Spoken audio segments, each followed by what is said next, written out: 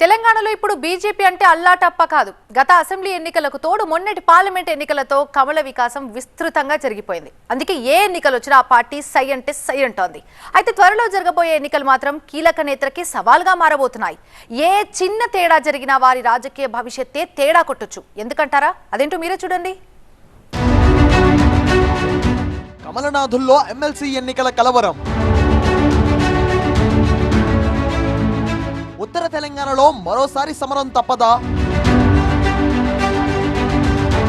సొంత ఇలాఖాలో బండికి భారీ సవాల్.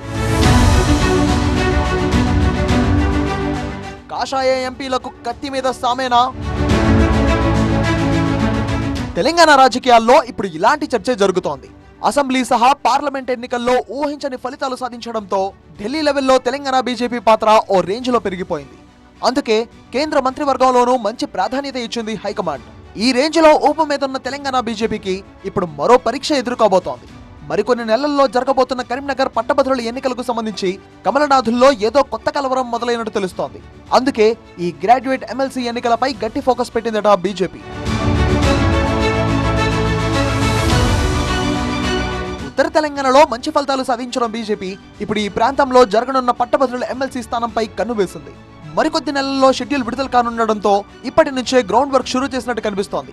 గత పార్లమెంట్ ఎన్నికల్లో నార్త్ తెలంగాణను దున్నేసిన కమలం సేన 4 స్థానాలని తన ఖాతాలో వేసుకుంది.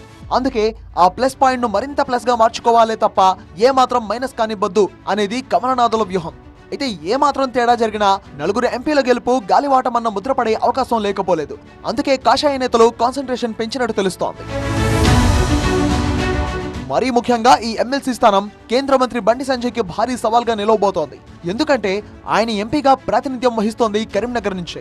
అందుకే ఆయన కూడా ప్రత్యేక శ్రద్ధ పెట్టినట్టు తెలుస్తోంది. సభ్యత్వ నమోదుకు సంబంధించి వర్క్షాపుల్లో పాల్గొంటున్న బండి సంజయ్ పదే ఎమ్మెల్సీ ఎన్నికల అంశాన్ని ప్రస్తావనకు తీసుకొస్తున్నారు. పార్టీ కోసం పనిచేసిన వారికే టికెట్ ఇస్తామంటూ ప్రతి సమావేశంలో చెప్పుకొస్తున్నారు బండి సంజయ్. ఈ లెక్కన పట్టభద్రుల ఎమ్మెల్సీ ఎన్నికల బాధ్యతను సంజయ్ తీసుకుంటారని స్పష్టమవుతోంది. గతం కంటే ఇప్పుడు పార్టీ బాగా పుంజుకుంది కాబట్టి ఎట్టి పరిస్థితుల్లోనూ ఈ సీటు గెలవాలి అనే ఆలోచనతో బండి ఉన్నట్టు తెలుస్తోంది. ఒకవేళ పొరపాటున విక్టరీ మిస్ అయితే మాత్రం ఆయన ఫ్యూచర్ కు అది రిమార్క్ కావచ్చు. అందుకే బలమైన వ్యూహాలతో ముందుకెళ్తున్న బండి సంజయ్ అనుబంధ సంస్థలు పట్టభద్రుల ఓటర్ల ఎన్రోల్మెంట్ పై దృష్టి పెట్టారు. క్యాండిడేట్స్ తో సంబంధం లేకుండా ఓటర్ల నమోదు ప్రక్రియను ముమ్మరం చేశారు బండి సంజయ్. కాంగ్రెస్ బీఆర్ఎస్ లకు ధీటుగా బలమైన అభ్యర్థి కోసం అన్వేషణ మొదలుపెట్టింది కమలదళం.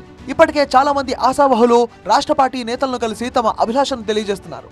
పై స్థాయి లాబింగ్ మొదలు పెట్టేశారు. ఇంకోవైపు ఈ ఎమ్మెల్సీ స్థానం పరిధిలోకి వచ్చే 4 ఉమ్మడి జిల్లాల బీజేపీ కార్యకర్తలు ముఖ్య నేతలు అంతర్గత సమావేశాలు నిర్వహించుకుంటున్నారు.